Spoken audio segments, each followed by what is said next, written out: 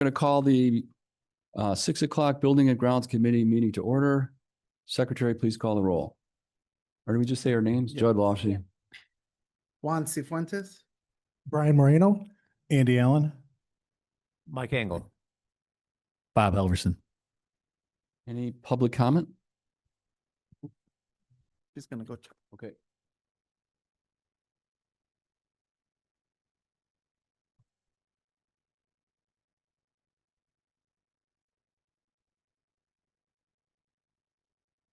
No? Okay.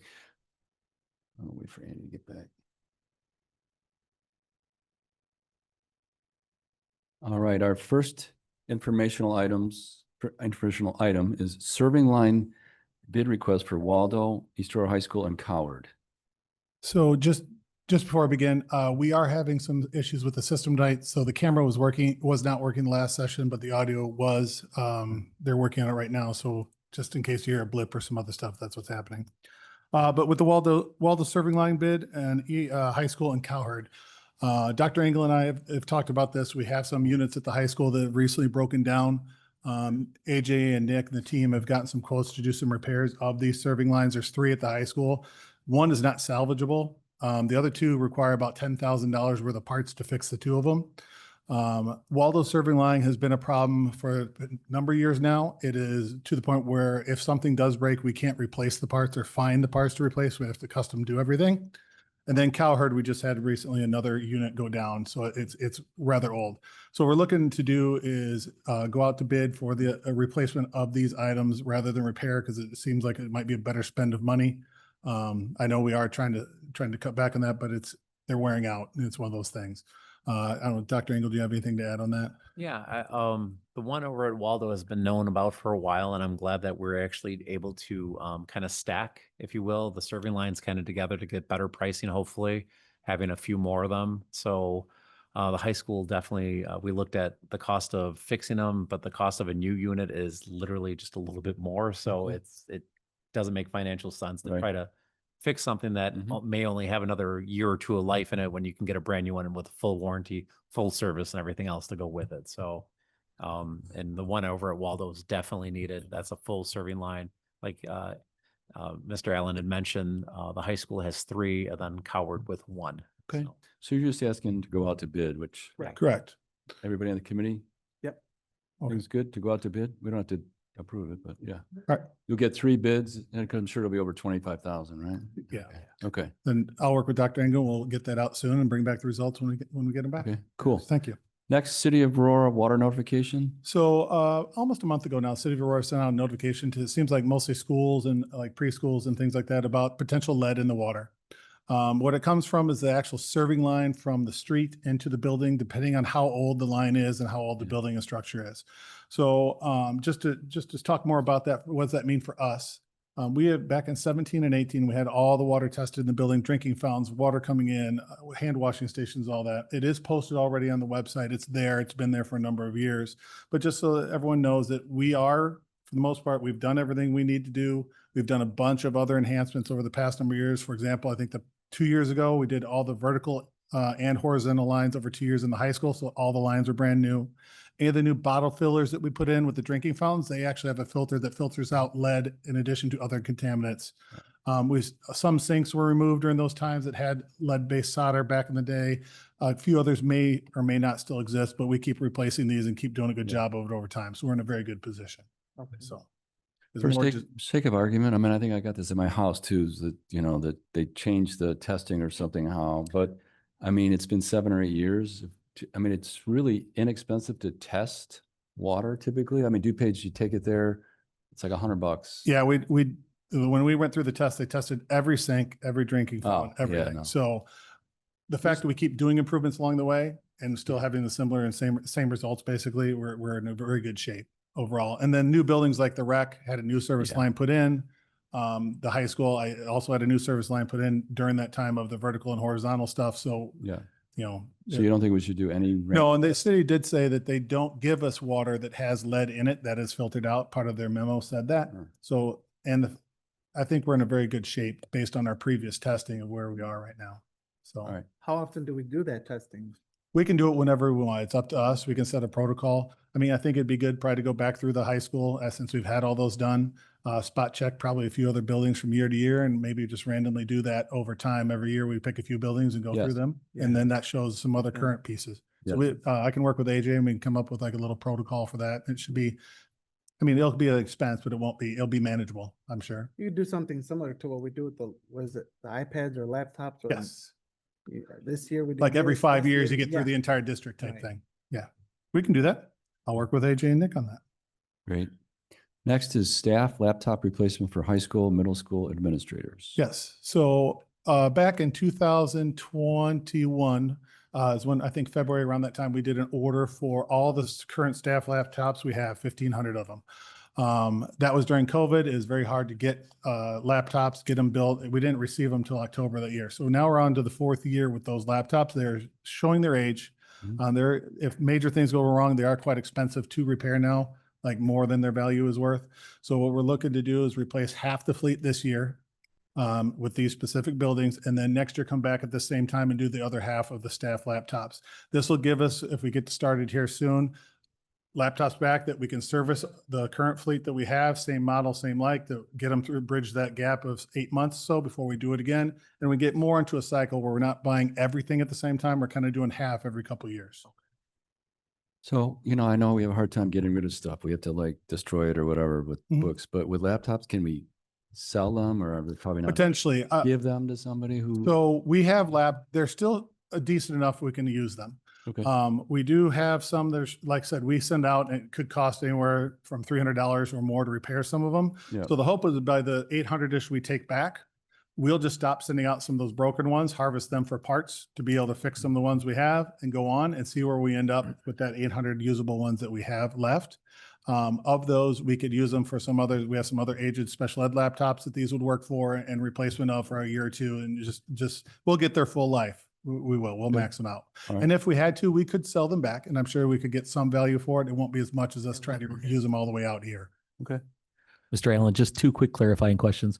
The finance for this is built into the technology budget already, correct? Yes, And the price point is down on these compared to where it was at during COVID because yeah. everything had spiked at that point? correct. Okay. I think these, I can't remember exactly how much per unit. I want to say they're sub $800 a unit right now, which is really good pricing for them, right around that price. And we did try to spec them out so they have some other features like fingerprint scanner and the camera that can log you in type things to advance toward the AI. So hopefully they're capable to meet any AI requirements we have coming down the line because you know how rapidly that is changing. So. Thank you. Okay. Next is Waldo Stage. Waldo Stage RFP results. So we went out to RFP for the Waldo Stage back in August. We made all vendors come to a mandatory walkthrough. We did have 4 vendors come to that walkthrough: Sharp, AV Chicago, Tyler Technologies. No, Tyler. It's not Tyler Technologies. Their name escapes me. I apologize. Audio Communications, who's the place that did the company that did this building. We actually only received 1 bid back in the allotted time. We actually allotted an extra couple of weeks just to make everything start of school get together. That was by Sharp. And the other 2 did submit estimates or a late response. So really, I wrote a memorandum to move forward with the project as said with Sharp because they did meet all the requirements. We had a very good meeting with them last week about discussing the timelines. What happens if we can't make the timelines? How do we do this? What cost, installation, other questions we had about warranties and systems, and feel very positive they can do the project. So it's really up to committee if we push forward that or you'd like to delay that project. And most of this project, I did budget in the technology budget $125,000 at the time because I didn't know what it was going to cost. The bid did come back at 158. But the other 2 bids were almost $190,000 to $200,000 in that range. Okay. So You picked them because they have experience they've done or no? we have not worked with Sharp before. No, but have they done other stages and systems for? They've done other stages. They're mainly known for large venue like stadiums and things like that. They do smaller venues around here. They're out of Downers Grove, which I really didn't know Sharp did have this type of division. But I felt very confident in them and what Mhm. they were doing and how they're speaking. They're very local. They actually, the guy who did the bid does do a lot of the training on the systems. So I felt pretty good about it. Well, and the price is way, I mean, it's about 30,000 from from the other two or Correct. more, yeah. Yeah, and they, I think, like when we did through the walkthrough, we stated like, we don't need the top of the line stuff. We want something that's very functional, Yeah. very robust, Mhm. but we can always add more onto. I'm not sure if the others took it as they wanted to go a higher end standard. It's hard to say with some of the stuff because you don't get all the information exactly what lights they're using and what sound equipment exactly they're using. But from what our research shows, it's good equipment. So, and I'd be comfortable with Sharp. What do you think? Mr. Allen, this would put Waldo on par with the rest of the middle schools at that Yes. point in time as well, then, correct? last year they did do a production. They actually had to come over to Bardwell to do it because they didn't have their stages, their practice and things over here. This would allow Waldo to do, I mean, theoretically, we could have graduation at every building once this is done because they have a good working system in Sim, because Simmons has one, Coward has one. So, I mean, So if we move ahead, what would the timing be? I want substantial completion over holiday break, over the Christmas time, which means like speakers hung, lights hung, the major stuff done. They can come back and we can work with them during school for audio and programming and things like that. I just want the major, and now if we run into any type of issues, they have agreed to pause if it's large enough and work we'll pause till spring break to then pick it up over spring break when we would have time. So we've thought of contingencies if needed.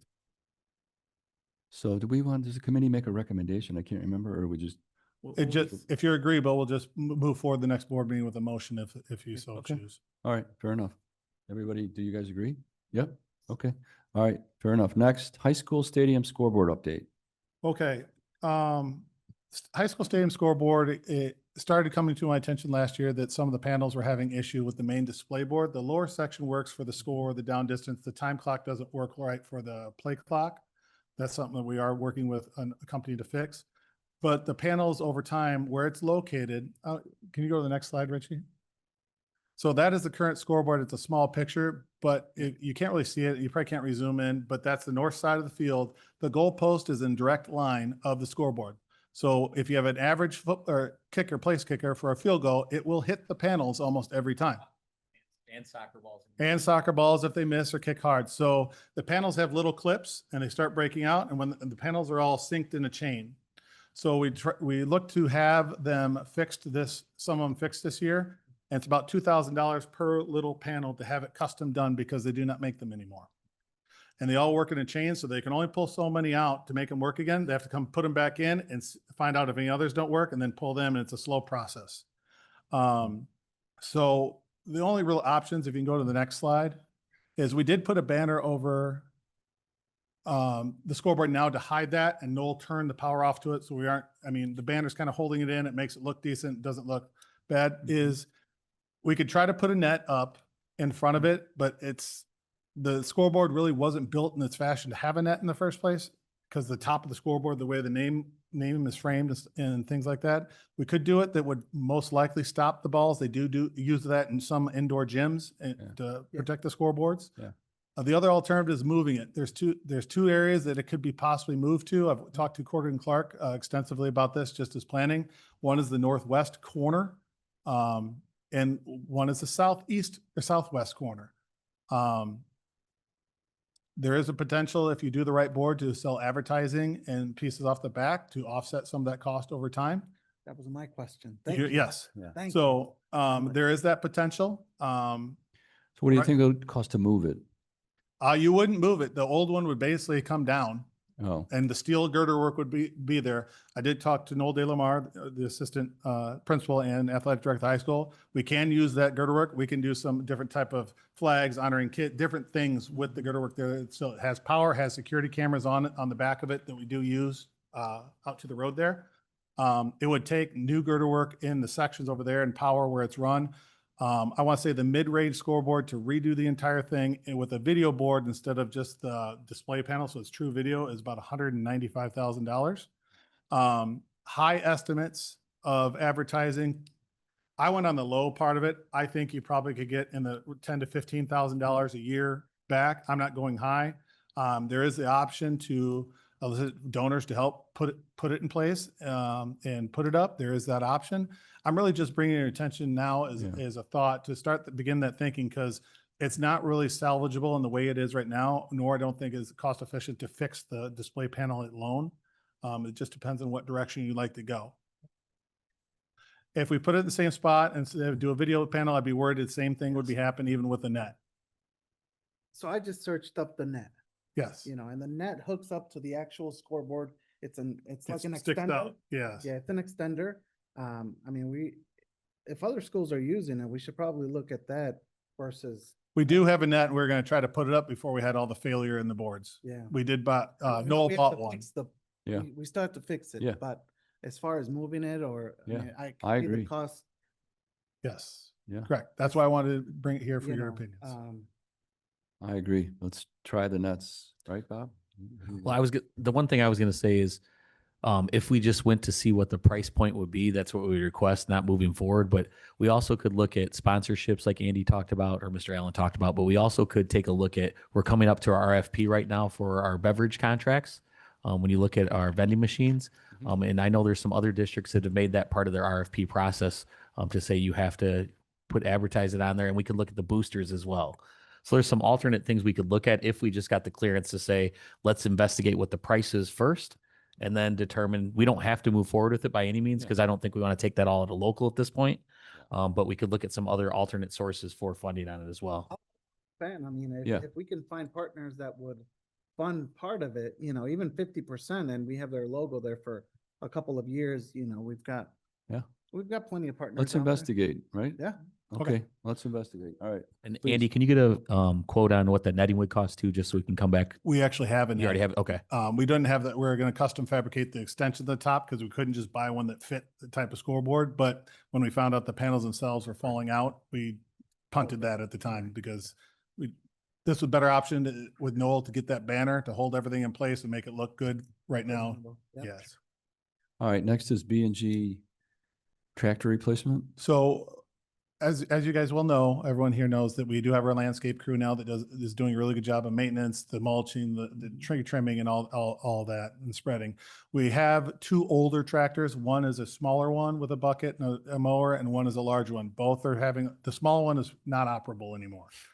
We've tried to put some money in to keep it running. It's just not there. The larger one is still operable, but is having trouble. So what we're looking to do is, with your permission, to do not to exceed $25,000 to go shopping to try to find a suitable replacement that might be able to do both at the same time, and then leverage any trade-in value we can get with the salvage of those other two as part of that price. That way we can keep moving on. There could be other things down the line, but right now that's our most immediate need to keep that lawn crew in the best shape. Yes. So. Makes sense. Okay.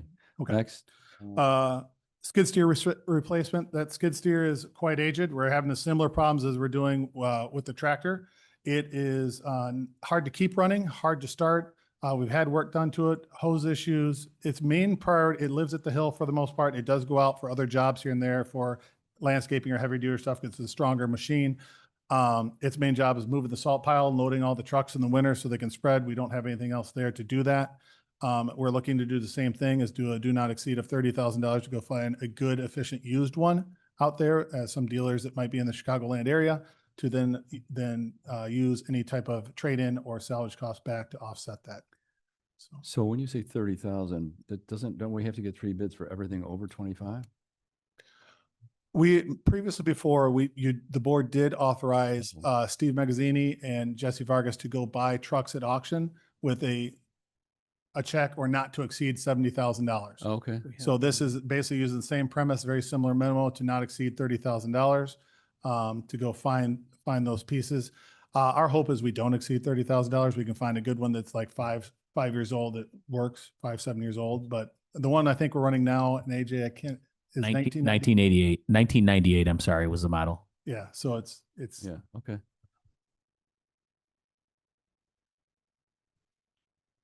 Yeah.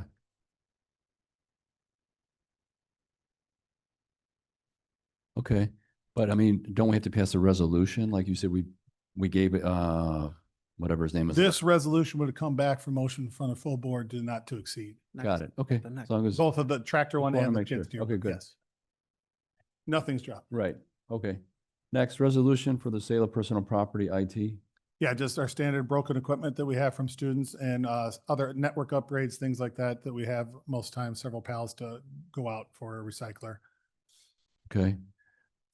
Any questions or comments on that? Okay. Next, resolution for disposal of personal property, student services testing protocol. Yes, this is old protocols for testing students and data that can't be used anymore. They're not valid. So just a motion to officially discard them. Okay. Okay. Lastly, work order summary. It's still staying somewhat high, but we're managing pretty well. I said the team has come together and they're doing a lot of good work, even though they've been short-staffed. We're prioritizing still safety and security first over anything else, and then working down to HVAC because like that's kind of how it works right now. So we're hoping to have a couple guys back sooner rather than later, but we'll see.